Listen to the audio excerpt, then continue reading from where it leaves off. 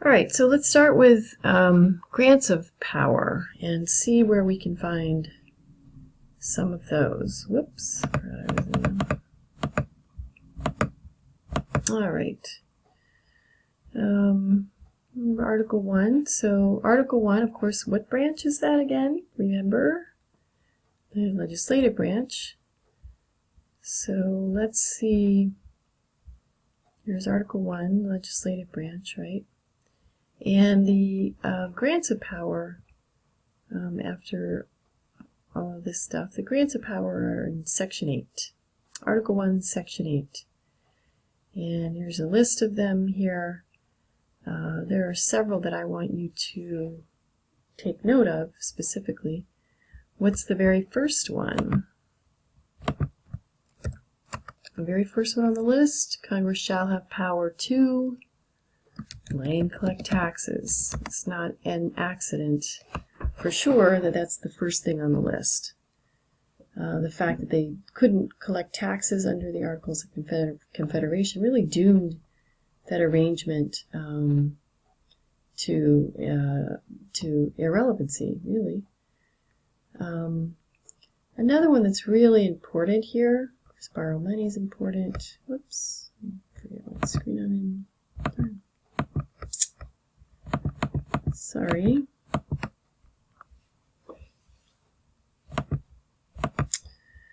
Another one that's really important, and the importance of it will become a lot more clear later. You can see some notes here, is the Commerce Clause.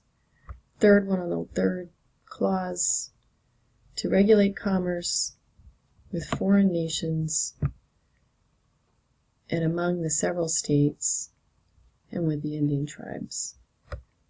One of the most important passages in the Constitution in current jurisprudence, enormously important for the issues of federalism. Commerce Clause underlies many of the federal government's powers today. So, for instance, in 1964, the Congress passed the Civil Rights Act, which made it illegal to discriminate in employment and also in things like housing and restaurants on the basis of race, and there were some other categories in the law as well. The part of the Constitution that gives the Congress the authority to prevent or to prohibit discrimination on the basis of race in hiring is the Commerce Clause, because certainly if businesses throughout the country refuse to hire African Americans, that certainly is has an effect on commerce and falls within the purview of the Congress. And so the Commerce Clause underlies many of the powers of the federal government today. Another one that we might want to point out on the list is the power to declare war. That is a power of Congress, not of the President. And you can notice the other ones on the list here. And let me just mention one very last clause, this kind of odd phrase here, to make all laws which shall be necessary and proper for carrying into execution the foregoing powers. This is necessary and proper clause, and it ends up, over time, it ends up giving the Congress lots of powers that aren't explicitly here on this list. So, for instance, the power to set up a bank of the U.S., and we'll talk about this later with federalism. It's not explicitly on the list, but one could say that it's necessary and proper to doing things that are on the list, like regulating commerce, borrowing money, coining money. And so the necessary and proper clause is very important. All right. Now, what about grants of power to the president? Well, that comes in Section 2, of course. That's where we find the presidency described. I mean, in Article 2.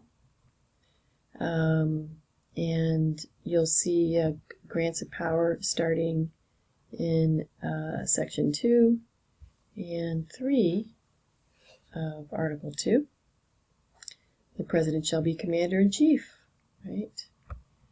And I'm not going to type out all of these, but the president, we'll talk about this later when we talk about the presidency, but the president is the commander-in-chief. He also has the power to appoint people, to negotiate treaties, and we'll talk about those powers later. But that's where you find the the grants of power to the president. You also find grants of power to the judicial branch in Article 3, and these are in the form of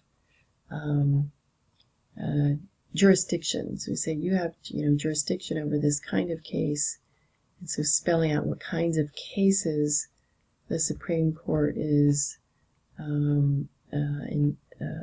empowered to hear and to adjudicate. Okay, so we have grants of power, but we also have denial of power. We have parts in the Constitution where it says, you cannot do this. This body cannot do this. And so we see that in the legislative branch in Section 9 of Article 1. So let's back up a little bit more. Section 9, this is Article 1. The first thing that you see there, you notice that it's italicized, which means it's been removed. The migration or importation of such persons as any of the states now, blah, blah, blah, shall not be prohibited by the Congress prior to the year 1808.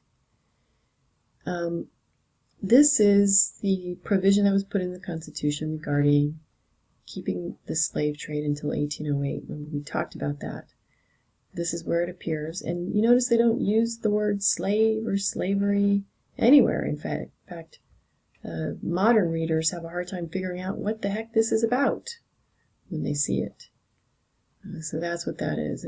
It's indelicate. They knew slave and slavery. They knew it shouldn't be going in. But at any rate, okay. So let's look denials of power. For instance, it cannot suspend the writ of habeas corpus, which means that Congress cannot decide or no one can decide to hold people without a charge. That's what that means. You can't have an ex post facto law also. It's a law against something that occurred in the past. And you see here, no taxes or duties on exported goods. That was also in the compromise between the North and the South, remember, that we talked about. So those are the denials of power. We also have denials of power in Section 10. No state shall enter into any treaty. These are things that the states cannot do either because they're powers of the Congress or because Congress can't do them either. So you see here, states also can't pass ex post facto laws, and states cannot also tax exports. They also can't tax imports. That's a power of the Congress. When I look at this, I always feel like Section 10 belongs in Article 4. Remember, Article 4 was about states and relationship between the states, and it just, to me, it feels out of place because this is denials of power to the state governments. But that's my thing. All right, so let's move to separation of power.